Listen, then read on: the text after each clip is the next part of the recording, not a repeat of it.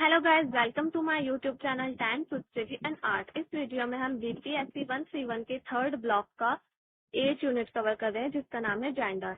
तो इस वीडियो में हम जेंडर का अर्थ इस टॉपिक पर डिस्कशन करेंगे। तो चलिए शुरू करते हैं। जेंडर का अर्थ स्त्री पुरुष होने की अवस्था से है। ये या नारीत्व या पुरुषत्व की अवस्थिति और सामाजिक संदर्भ में का अर्थ पुरुषों एवं महिलाओं के बीच सामाजिक अंतर होते हैं। लड़के लड़कियां समाज में अपनी वृद्धि के साथ साथ इन अंतरों को सीखते हैं और जो एक संस्कृति से दूसरी संस्कृति से भिन्न होते हैं। मतलब जेंडर का अर्थ उस अवस्था से लिया जाता है जिसमें स्त्री और पुरुष को सामाजिक तौर पर उसमें अंतर देखा जाता है। जेंडर में स्त्री और पुरुष में सामाजिक तौर पर अंतर देखा जाता है और ये स्त्री और पुरुष की अवस्थिति या फिर स्थिति से लिया जाता है इसका अर्थ। तो इसमें बचपन से ही समाज में लड़के लड़कियों के बीच अंतर होता है और लड़के लड़कियों के बीच जो अंतर होता है, जो डिफरेंस होता है, उसी के अनुसार, उसी के अकॉर्डिंग वो लोग जो होते हैं वो अपना विकास करते हैं, अपनी वृद्धि कर पाते हैं। स्त्री और पुरुष की पहचान उनके आसपास के सामाजिक वातावरण के कारण अलग होती है। मतलब जो स्त्री और पुरुष होते हैं उनकी पहचान भी उनके एनवायरनमेंट में, उनके वातावरण में अलग अलग होती है और उनको बचपन से ही सिखाया जाता है। स्त्रियों को और पुरुषों को अलग अलग तरह से उनसे उम्मीदें की जाती हैं अलग अलग चीजों के लिए।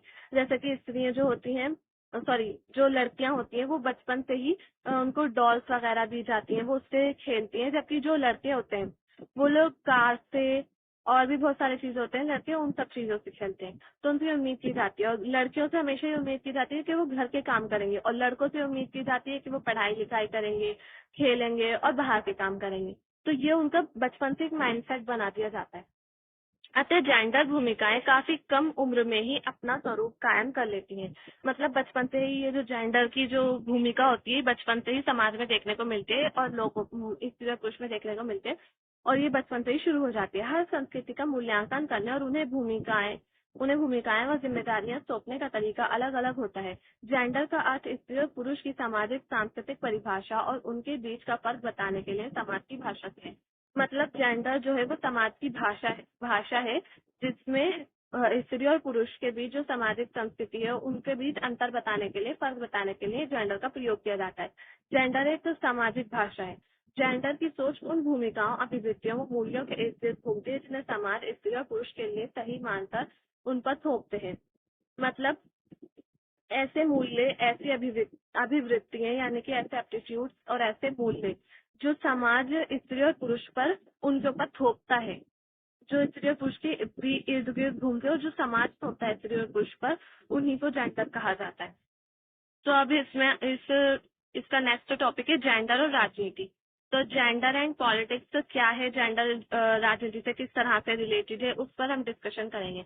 अधिकतर आधुनिक लोकतांत्रिक देशों में पुरुष और महिलाओं के बीच समानता का मुद्दा मुख्य धारा के राजनीतिक आख्यानों में प्रमुख आदर्श बन गया है। मतलब ज्यादातर लोकतांत्रिक देश जो है वहाँ पर समानता का, महिलाओं और पुरुषों के बीच समानता का मुद्दा देखने को मिला है और ये राजनीति का एक प्रमुख आदर्श बन गया है, बहुत बड़ा आदर्श बन गया है, बहुत बड़ा मुद्दा बन गया है राजनीति का। राजनीति में जेंडर विषयों पर व्यापक साहित्य लिखा गया है। राजनीति में जेंडर असमानता के क्रियाकलाप विविध प्रकार के हैं। अब आपने देखा होगा कि जो साहित्य होता है उसमें भी जेंडर से संबंधित बहुत कुछ लिखा गया है और विविध क्रियाकलाप होते हैं जेंडर असमानता से संबंधित। हिंदी साहित्य में देख लीजिए आपको अ, जो थ, जो थर्ड ईयर के, फाइनल ईयर के स्टूडेंट्स हैं उनके पास से एक पूरी बुक मिल गई है उन्हें जेंडर से, स्त्री और पुरुष की समानता से रिलेटेड। हिंदी में तो हिंदी में ज्यादातर देखने को मिलता है ये साहित्य और बाकी जो बाहर की कंट्रीज होती हैं उनमें भी ये सब से बहुत ज्यादा से विचार विमर्श किया जाता है। राजनीति में बहुत बड़ा मुद्दा है ये, हर जगह पर, ये नहीं कि सिर्फ इंडिया में, हर जगह पर, हर कंट्री में बहुत ज्यादा बड़ा मुद्दा है जेंडर असमानता। जैसे मतदान अभियान करना नेतृत्व में, और उसी प्रकार से राजनीतिक ज्ञान, समाजीकरण, प्रवृत्तियों और राजनीतिक सिद्धांतों में महिलाओं का स्थान। तो आपने देखा होगा कि मतदान में अभियान जो चलाते हैं उसमें महिलाओं का जो स्थिति है वो काफी, अब तो बहुत ज्यादा होने लगी है, मतलब होने लगी है, बहुत ज्यादा भी नहीं होने लगी है, लेकिन पहले बहुत ज्यादा कम थी। पहले कोई भी महिलाओं को मत देने का अधिकार नहीं था। बस महिलाओं का काम ये होता था कि वो घर पर रहे और अपने बच्चों को संभालें। लेकिन उसके बाद बहुत ज्यादा आंदोलन हुआ और उसके बाद जाकर महिलाओं को मत देने का अधिकार मिला, इलेक्शन में खड़े होने का अधिकार मिला। नेतृत्व में इसी प्रकार से राजनीतिक ज्ञान, समाजीकरण में भी उनको कोई अधिकार नहीं था। तो राजनीति में वो किसी भी तरह से भाग नहीं लेती थी, महिलाओं को राजनीति से अलग रखा जाता था। लेकिन फिर 18वीं सदी में इंग्लैंड में और अमेरिका में क्रांति हुई, महिला असमानता से संबंधित, जेंडर समानता से संबंधित। तो फिर उसके बाद ये जो जेंडर समानता है ये फैली, पूरे वर्ल्ड में फैलती गई। जेंडर और राजनीति से संबंधित विषयों के संबंध में दृष्टिकोण निम्नलिखित है। तो पहला दृष्टिकोण है, महिलाएं विविध या राजनीतिक विज्ञान की श्रेणियों और विश्लेषणों में और इस कारण विश्लेषण की क्लासिक इकाइयों में, जैसे कि नागरिक, मतदाता, विधायिक पार्टियों, विधायक, राज्यों और राष्ट्रों का जेंडरीकरण होता है।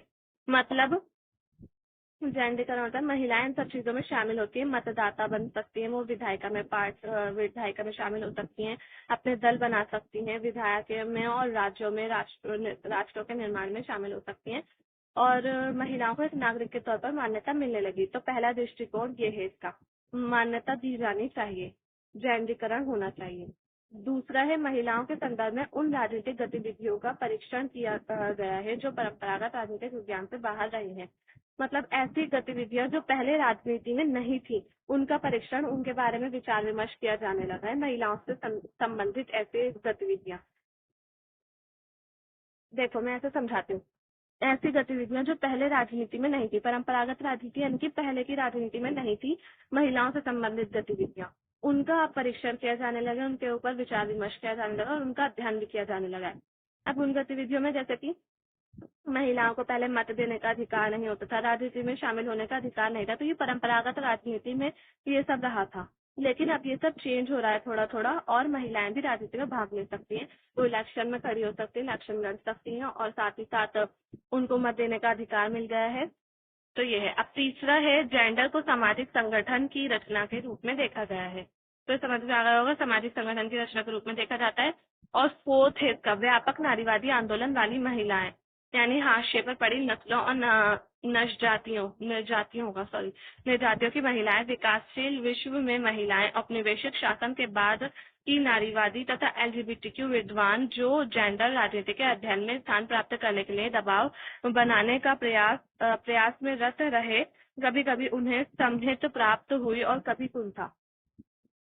मतलब ऐसी महिलाएं जो नारीवादी आंदोलन में शामिल हैं, जो हाशिए पर पड़ी महिलाएं हैं, निर्जातीय महिलाएं हैं, और विकासशील देशों में या फिर विकासशील विश्व में महिलाएं हैं, औपनिवेशिक शासन के बाद जिन महिलाओं ने आंदोलन किए, और एलजीबीटीक्यू से संबंधित जो महिलाएं हैं, उनको भी राजनीति में स्थान मिलना चाहिए, उनको भी सारे हित प्राप्त होने चाहिए। ठीक है, उनको भी उन्होंने बहुत ज्यादा निराशा सही है, कुंठा सही है, उनको असहमति भी मिली है कई बार, लेकिन अब उनको सहमति मिलनी चाहिए। यह है। राजनीति और जेंडर के बीच विषम और विरोधाभासी संबंध है। एक और जेंडर संबंधी मुद्दे स्पष्ट रूप से राजनीति की समझ के केंद्र में स्थित है। दोनों व्यवहार में राजनीति का अध्ययन लंबे समय तक बदनाम पुरुषवादी प्रयास रहे, कुख्यात या फिर बदनाम कह सकते हैं, पुरुषवादी प्रयास रहे हैं। इसमें ये बताया गया है कि हमेशा राजनीति में पुरुष वर्चस्ववादी सत्ता रही है, हमेशा पुरुषों ने अपना दबदबा कायम किया है, जबकि जो महिलाएं हैं उनके हितों और परिप्रेक्ष्यों का हमेशा से विरोध हुआ है राजनीति में। महिलाओं को राजनीतिक गतिविधियों से दूर रखा गया है, जानबूझकर दूर रखा गया है, और उनके राजनीतिक कार्यकर्ता या नेता के रूप में कभी भी पुरुषों ने स्वीकारा नहीं, हमेशा उसको अस्वीकारा है, और उनकी गतिविधियों को नेता या फिर कार्यकर्ता के रूप में उनकी गतिविधियों को हमेशा से अनदेखा किया है। तो इस तरह जेंडर के मुद्दे हैं, वे राजनीति की परिभाषा और इसके संचालन का बहुत पहले से हिस्सा रहे हैं। तो ये बताया गया है कि जेंडर जो है वो राजनीति में बहुत पहले से ही उसका हिस्सा रहे, जेंडर के मुद्दे। जबकि दूसरी तरफ ये कहा जाता है कि जेंडर के जो मुद्दे हैं वो अभी शुरू हुए हैं, अप्रासंगिक माना जाता है। यदि जेंडर को महिलाओं के साथ समानार्थी समझा जाता है तो महिलाओं की राजनीतिक क्षेत्र में अनुपस्थिति के चलते हम ये कह सकते हैं कि जेंडर का मुद्दा राजनीति में प्रासंगिक नहीं है। मतलब कि ये बताया गया है कि जेंडर का मुद्दा अब शुरू हुआ जब महिलाओं ने अपने अधिकारों की मांग करनी शुरू कर दी है। तो इसलिए कहते हैं कि जेंडर का मुद्दा राजनीति में अप्रासंगिक है। अगर जेंडर का मुद्दा पहले से ही बताया गया कि महिलाओं का मुद्दा जो है जेंडर या फिर जेंडर असमानता या फिर महिलाओं का मुद्दा राजनीतिक क्षेत्र में अनुपस्थित रहा है, तो हम कह सकते हैं कि जेंडर का मुद्दा राजनीति में प्रासंगिक नहीं है, यानी कि अप्रासंगिक है। तो गाइज आज की वीडियो यहीं पर ही फिनिश करते हैं। अगर आपको वीडियो पसंद आई हो तो प्लीज लाइक करें वीडियो को, चैनल को सब्सक्राइब करें एंड वीडियो को शेयर करना ना भूलें। थैंक्स।